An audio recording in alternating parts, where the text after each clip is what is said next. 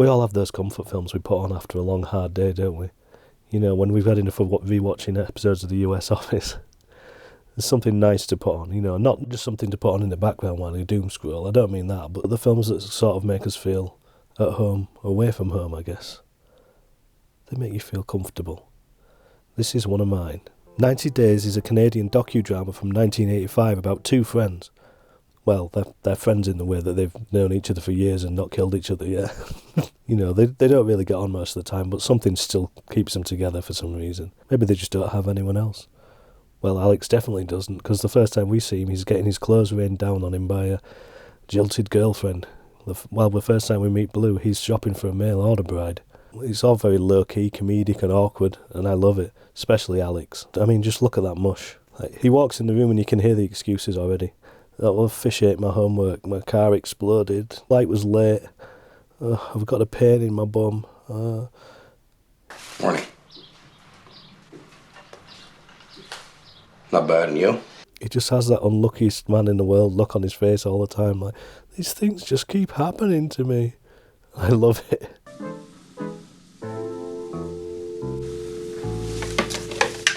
You know, and not in a like, well, at least my life will never be as bad as that sort of way. It's just in the his face is his backstory. You know, like he doesn't even have to say anything, and you know him already. You can just imagine him dying in a freak accident on his 45th birthday, dressed as a clown for no apparent reason, with that same look on his face, and his last words being typical. Like, the other characters are interesting as well, but the whole thing just comes to life for me when Alex comes in the room. Or, well, the opposite actually. It just drops down. Here he is. What's happened to him now? God damn it, Alex. He's just so deadpan. I read somewhere that this is a very Canadian comedy, and I'm not really sure what that means. Is that the low-key thing, the deadpan? Is it just like... Because it feels very British as well. Is it just the... like the Alex thing of just... alright, whatever. Get on with it. Oh, what is it now?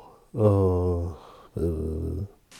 Alex, don't start again, okay? It's none of your business. You know, like there's no real stakes in the story, but you're entirely invested in these characters as they try to please themselves or find out what makes them happy or whatever they do. You just like, you know, you just like spending time with them in Canada in the 80s. 하나에 이불 구전식이에요. 이불 구전.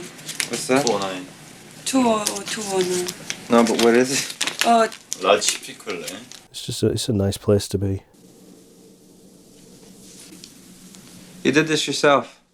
Yes, all by myself. And it's available to watch for free on the, what is it? The National Film Board of Canada's YouTube channel. And it's a sequel to another docudrama called The Masculine Mystique, which is, it might be a better film. I'm not sure, but it has more characters in it, so there's less Alex, so I don't quite like it as much. But that's about, that one's about, four men in 80s Canada sort of investigating what it means to be a man or be masculine in that time period. That's a great film. That's one of my favourites, but this one's, there's just more Alex in this one. And there's a sequel that has even more Alex in it, but I've read that it's not low key, it gets really absurd and it's a bit, jumps the shark a bit, so I'm scared to watch it. I don't want Alex tainting my Alex. Are you seeing somebody else? That's none of your fucking business.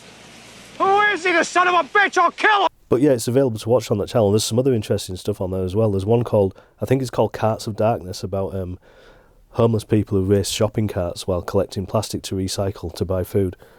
That's really interesting. And there's another one called, I think it's The Devil at Your Heels, and it's about this guy in the 70s, I think it's late 70s, something like that. It's about a guy who tries to jump a car from Canada to the US, and it's like a mile. There's a mile gap in the river, and he tries to jump across it in a big old muscle car sort of thing. It's crazy. And the guy who eventually drives it at the end is called Kenny Powers. Not even joking. I'm Kenny Powers, and I'm very angry about how I'm acting right now. So I'm going to wrap this video up because I'm rambling. Anyway, I'll be back with more comfort films in a few weeks. We are the Don't Tell Show. If you liked, please subscribe.